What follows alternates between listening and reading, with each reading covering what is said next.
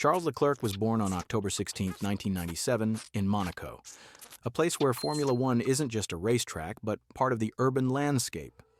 Here, the track winds past houses, yachts, and balconies, and the sound of engines is as familiar a backdrop as the sound of the sea. But contrary to stereotypes, Charles's childhood isn't a story of golden elevators and an easy road. His family lives modestly by Monaco standards, and motorsport from the very beginning has been a risk, not a luxury.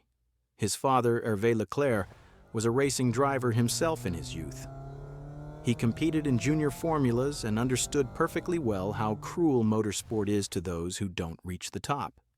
He knew the value of talent, but he knew even more the cost of a lack of money, connections, and timing. That's why there were no illusions in the family. No one told Charles he would necessarily become a champion. They explained from the start, if you want to race, you have to be better. Simply being fast isn't enough. His mother, Pascale, was the one who held the house and family together while all their resources, financial and emotional, were spent on the tracks and travel. Charles has an older brother, Lorenzo, and it was he who became his first point of reference. Leclerc isn't a racer at first. He's an observer, a younger brother who soaks up the atmosphere while sitting at the edge of the track. Charles starts karting at about 5 years old, very calmly. His first races are tests, a ride, an attempt to understand what's going on. And it quickly becomes clear. The child has a rare thing, a feel for the car. He's not the most aggressive, not the loudest, not the one who drives on a high. He's precise. He's stable. He's surprisingly cool-headed for an age when kids usually argue about who's fastest at Mario Kart. Even in his early races, he demonstrates the ability to adapt and learn, not just to stomp on the gas. By the early 2000s, Leclerc began winning major karting championships in France and Italy, and then reached the international level. He won WSK Series and CIKF IA titles, regularly competing for victories on the European stage. And yet, he doesn't look like a superstar. He doesn't create a buzz. He simply consistently competes at the top. It was at this point that people from the academies began to follow him, but it wasn't the statistics that played a decisive role, but the people around him. Jules Bianchi entered his life, a family friend, a racer, a man who had already made the journey from karting to Formula One. For Charles, Jules isn't an abstract hero, but a living example. He shows that the path is real, but he also honestly admits that there will be pain. It was through Bianchi that Leclerc caught the eye of Ferrari, and it was here that life dealt him his first real blow. In 2014, Jules Bianchi was involved in a terrible accident at the Japanese Grand Prix.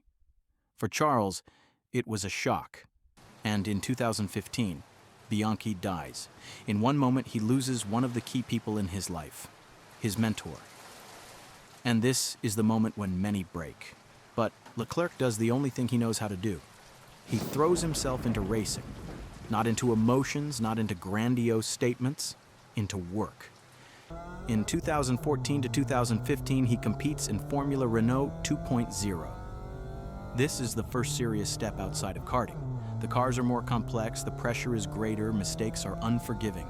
Charles doesn't dominate right away, but he improves very quickly. He learns to work with engineers, understand tires, race pace, and strategy. And most importantly, he learns patience. In 2016, Charles officially becomes part of the Ferrari Driver Academy and takes the next step, GP3. And here, he is no longer just a competitor, but a contender. He wins the GP3 championship on his first attempt, confidently, coolly, without hysteria and without the feeling of chance. 2017, Formula 2, a series that can either ruin a career or pave the way to Formula 1. And Leclerc does something that immediately puts him in a special category. He wins the Formula 2 championship in his debut season, and he does it under extremely difficult emotional circumstances.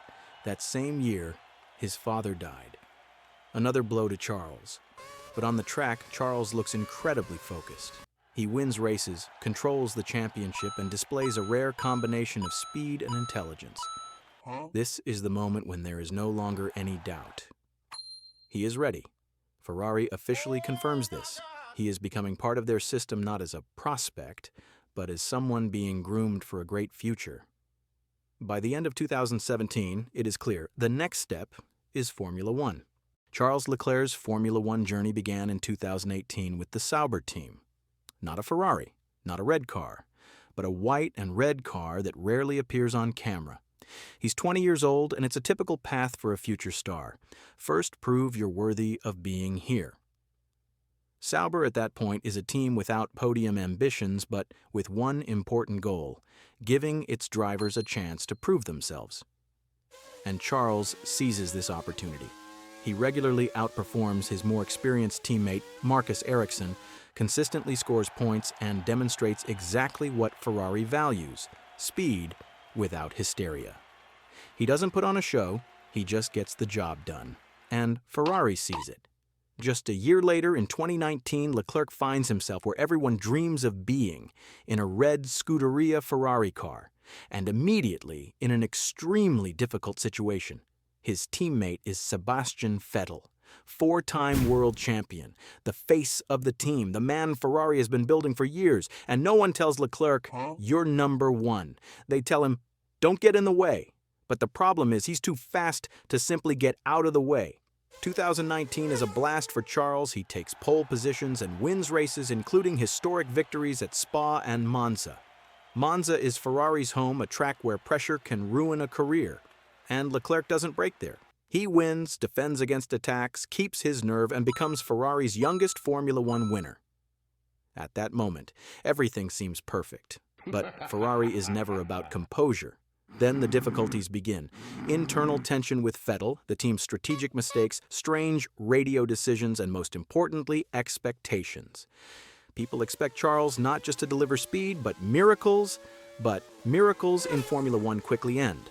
In 2020, Ferrari's pace has plummeted. The car is inconsistent, often uncompetitive, and Leclerc suddenly finds himself in the role of someone who must make the most of the minimum. He takes podiums where they shouldn't, takes risks, sometimes makes mistakes, sometimes oversteps the mark. And for this, he's either praised or criticized. But no one is indifferent anymore. 2021 is a period of restructuring. Ferrari is still not challenging for titles, but the team is beginning to build a structure around Leclerc. He becomes the clear leader, not because he's been given status, but because he's faster, more consistent, and has a better feel for the car. At this point, he cements a reputation as one of the cleanest and most technical drivers in the field. He's not the most aggressive, he's not the most brutal in a fight, but he is one of the most precise. And then comes 2022. A year of hope. Ferrari is fast, sometimes faster than Red Bull. Leclerc starts the season with victories and is truly fighting for the title. And this is where everything that makes Ferrari both loved and hated comes into play. Strategic errors, reliability lapses, lost victories. Leclerc makes mistakes too because he pushes the limit, because he senses his chances are slipping away. Ultimately, the title goes to Max Verstappen, but Charles is left with the feeling that his chance was real. 2023 and 2024 are the years of patience. Ferrari is still inconsistent, sometimes fast, sometimes not, strategically unclear. Leclerc wins races, takes pole positions, continues to be the face of the team, but the title remains elusive, just out of reach. He's increasingly being called the fastest without a championship, a compliment that over time begins to sound like a curse, and then comes 2025. The year Leclerc becomes something else, a driver who simply does his job consistently, even when everything around him isn't perfect. Oh, no. Charles finishes on the podium if his car is in good shape, consistently scores points, and looks like he's long since accepted the rules of the game. You can't control everything here, but you can control yourself. This is a season without illusions, but with respect for himself, for the car, and for the team, which is still striving for its own version of the ideal. Leclerc's story in Formula One is the story of talent constantly confronted with reality. This is the path of a driver who has rarely had it easy, which is perhaps why he has so many fans. And if Charles Leclerc ever wins the title, it won't look like a fluke. It will look well-earned.